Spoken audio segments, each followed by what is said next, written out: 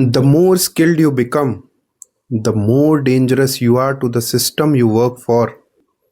And 200 years ago, factory owners figured out a quiet way to stop you. During industrial revolution, they faced a strange problem.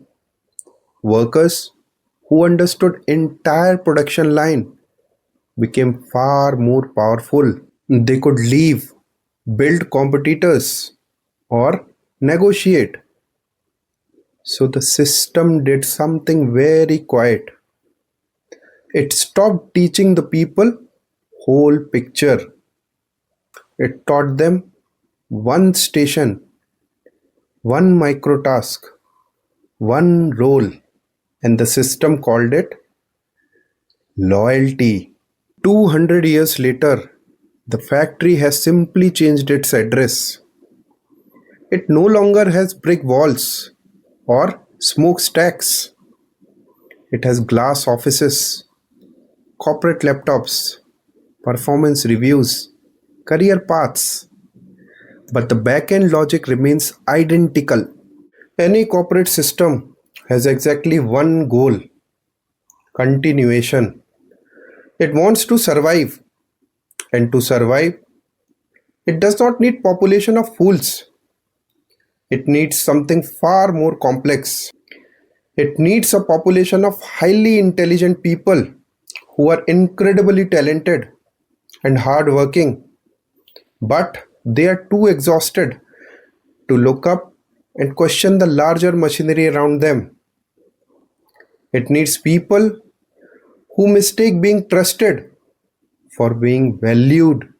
Here's exactly how the loyalty mechanism traps you. Step 1: the system isolates your skill.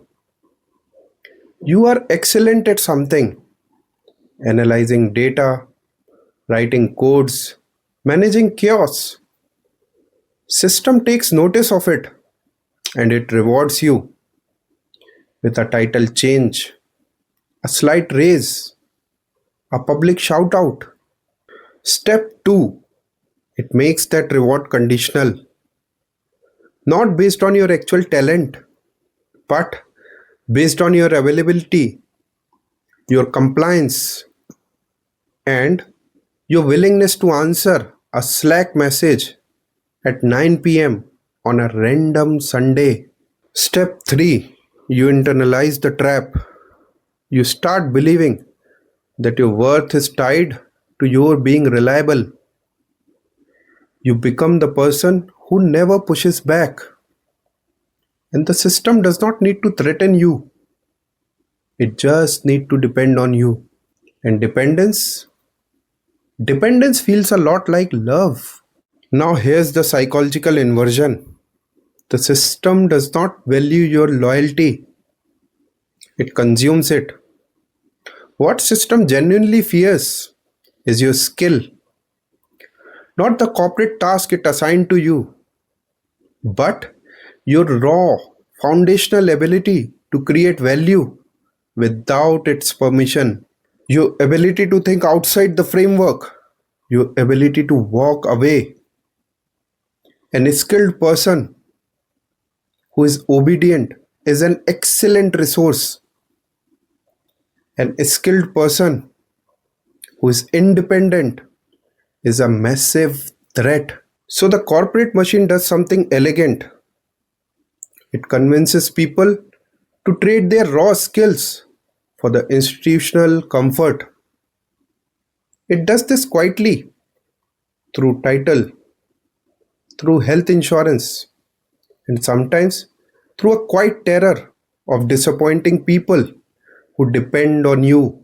Most people make this trade all their lives, but they barely notice it. The people most vulnerable to this trap are not the lazy or disengaged.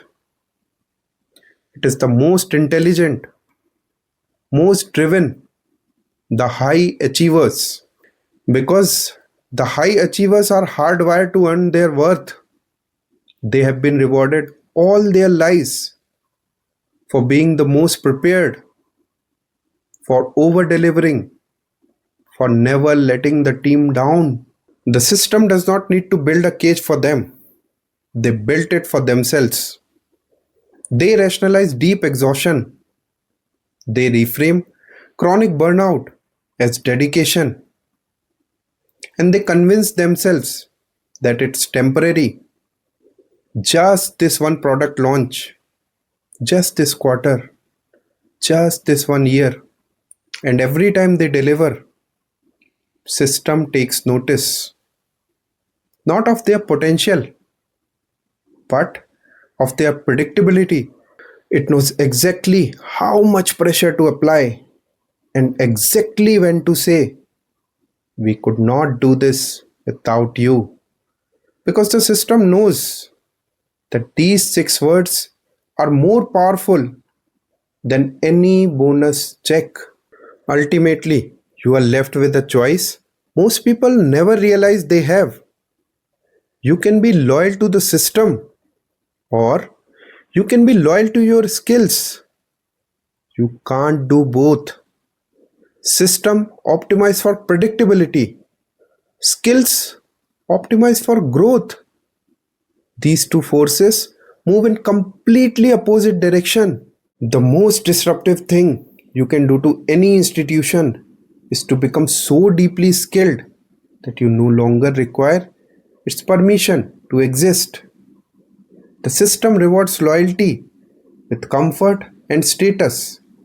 But ask yourself this: what happens to someone who spent a decade trading their skills for comfort when the system no longer needs them? The question is not whether the machine will eventually replace you. The question is, what will you have left with when it does?